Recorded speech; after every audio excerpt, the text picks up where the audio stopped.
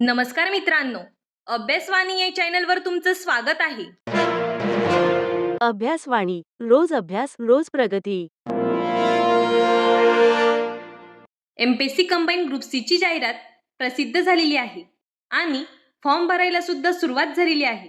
या व्हिडिओमध्ये आपण एमपीएससी कंबाईन ग्रुप सी साठी कोणती पुस्तक वाचायची म्हणजे कंबाईन ग्रुप सी ची लिस्ट आपण पाहणार आहोत आणि ही जी पुस्तकं मी सांगणार आहे ही ऑथेंटिक आणि चांगल्या दर्जाची पुस्तक सांगणार आहे, जेणेकरून तुम्हाला परीक्षेमध्ये फायदा होईल. तर चला मित्रांनो, आपण बुक लिस्टची यादी पाहूया. आज मी तुम्हाला प्रत्येक विषयानुसार पुस्तकांची यादी सांगणार आहे. पहिला विषय आहे इतिहास.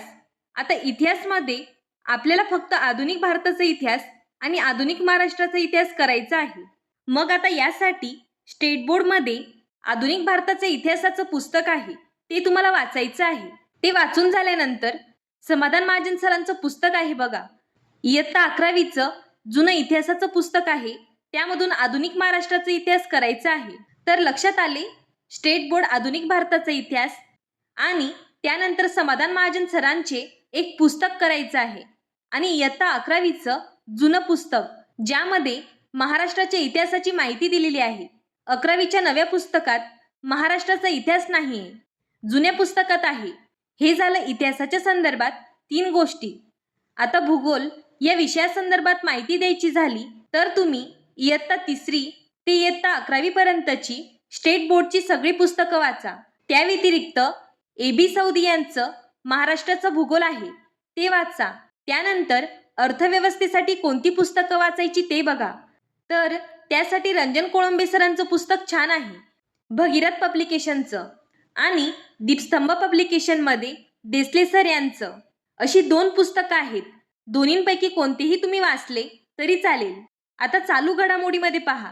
यामध्ये आपल्याला सिम्प्लिफाईड किंवा देवा जाधवर सरांचे किंवा परिक्रमा यापैकी कोणतेही वाचले तरी चालेल.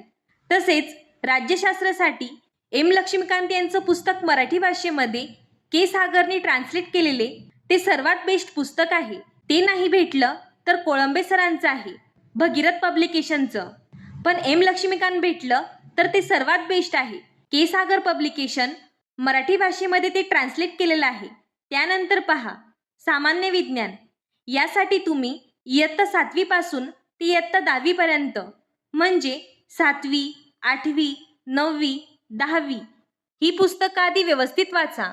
11वी आणि 12वीची पुस्तकं पण बरेच जण सांगतात, पण त्यातून फक्त 1 ते 2 प्रश्न येतात.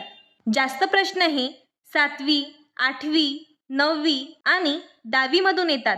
त्यातल्या त्यात 9वी आणि 10वीच्या पुस्तकावर जास्त प्रश्न असतात. आणि हे सगळं वाचून झाल्यानंतर भस्के सरांचं विज्ञानाचं पुस्तक आहे, तर ते तुम्ही वाचू शकता.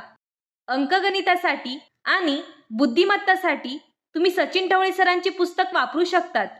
हा व्हिडिओ उपयुक्त वाटला असेल तर चॅनलला लाईक, शेअर आणि सबस्क्राईब करायला विसरू नका. धन्यवाद. अभ्यासवाणी रोज अभ्यास रोज प्रगती.